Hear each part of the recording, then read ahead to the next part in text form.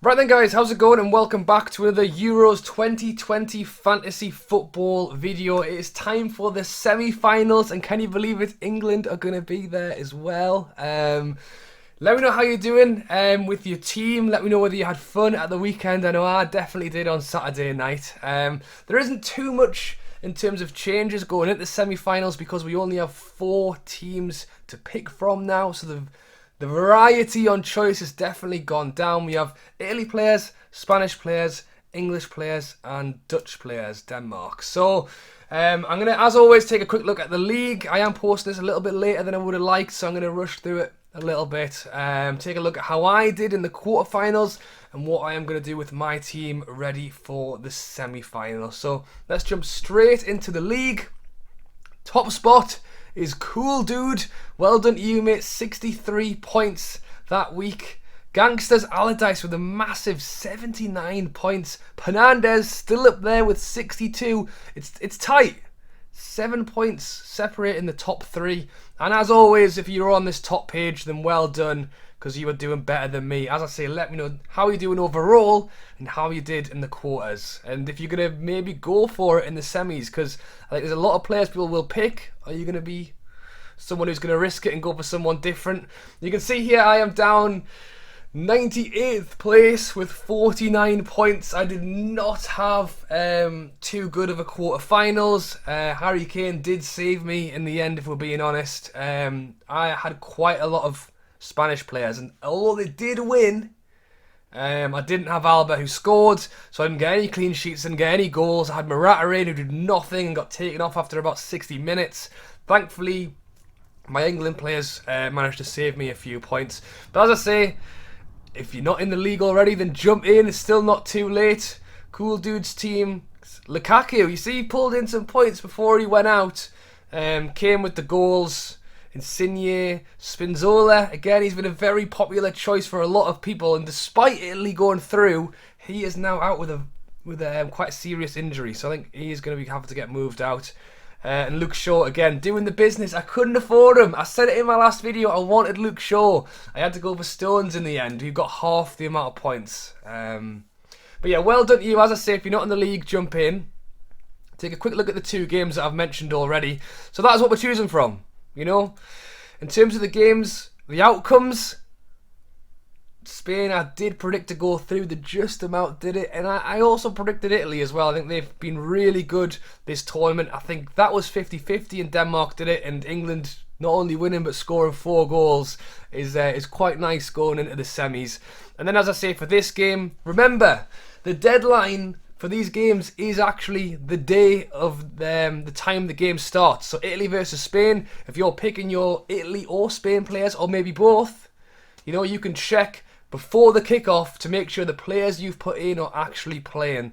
So players like Berardi, who didn't start for Italy, for this game, you will know whether he's going to start or not before the game starts. Same with Spain, they have mixed their defence up a little bit with Azpilicueta, P. Torres, and a few other players. You can actually check to make sure your players are going to play in that game.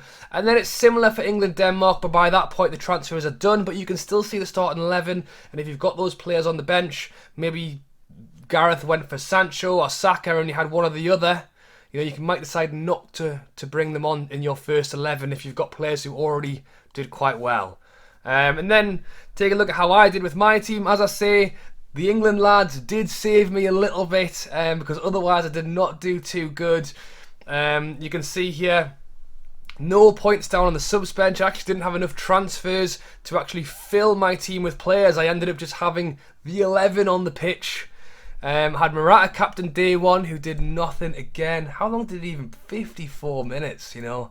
Immobile, Spinazzola, my man Hulls, who got the points last time round, did not do it this time. And Mile, 5 points. Thank you to him. But as I say, the standout stars, Stones, Sterling and Kane.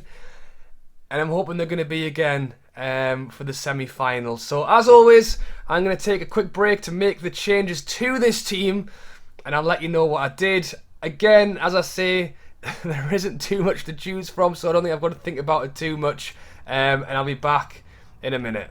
And that is how my team is looking right now. As I say, I have not submitted those transfers just yet, and that is because, as I mentioned, we can see the Italy and Spain lineups before the deadline goes on, so I'm not going to make these changes just yet.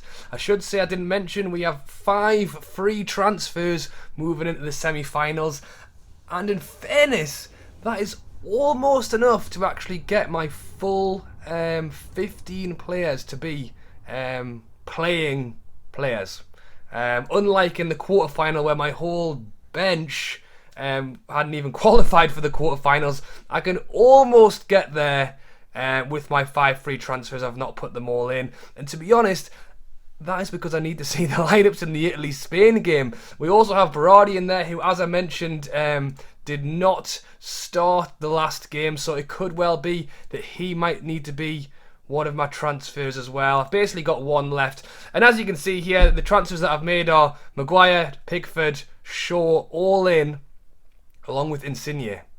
I think if I had to bet on a team, I would still go Italy over Spain, but you just don't know. You honestly don't know. And again, I'm saying I would go England over Denmark, but I do also think that is going to be a tough game as well. So it feels very weird to be putting so many eggs in the England basket right now, because as a standard, you know, I don't like to back my own team. I don't do it with Newcastle for the FPL stuff either. I've basically tried to take as many players out who haven't qualified and then replace them with England players and Insigne.